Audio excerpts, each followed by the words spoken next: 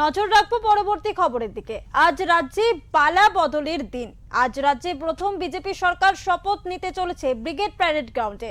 সারা রাজ্যের বিজেপি কর্মী সমর্থক নেতারা সেই শপথ গ্রহণ অনুষ্ঠানে অংশ নিতে ব্রিগেডে পৌঁছেছেন। তেমনি বিজেপির নবনির্বাচিত বিধায়করাও সেখানে পৌঁছেছেন শপথ গ্রহণ অনুষ্ঠানে। জগদ্দলে নিজের বাসভবন থেকে সকাল সকাল শপথ নেওয়ার উদ্দেশ্যে রওনা দেন নোয়াপাড়া বিধানসভার বিজেপি প্রার্থী অর্জুন সিং। এদিন মমতা বন্দ্যোপাধ্যায়ের শাসনকালকে মুঘল সাম্রাজ্যের পতনের সাথে তুলনা করলেন অর্জুন সিং। দীর্ঘ লড়াই, তারপরে নতুন সূর্য আজকে, কি বলবেন? সে খুব ভালো লাগছে।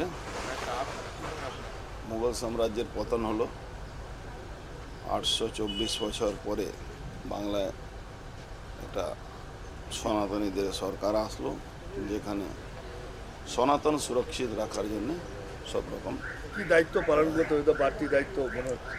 দেখুন, পার্টি যা কাজ দেবে, যে দায়িত্ব দেবে।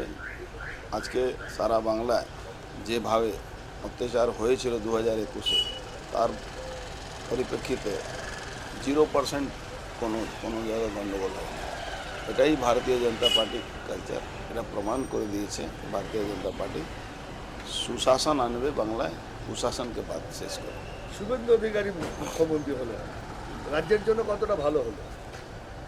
রাজ্যের জন্য অনেকটাই ভালো হলো। কেন, একটা মানুষ যে মাটির থেকে উপর অব্দি সব খবর রাখে, প্রত্যেকটা ব্যাপারে উনি অভিজ্ঞ আছেন, জানেন, খবর রাখেন, চিনেন।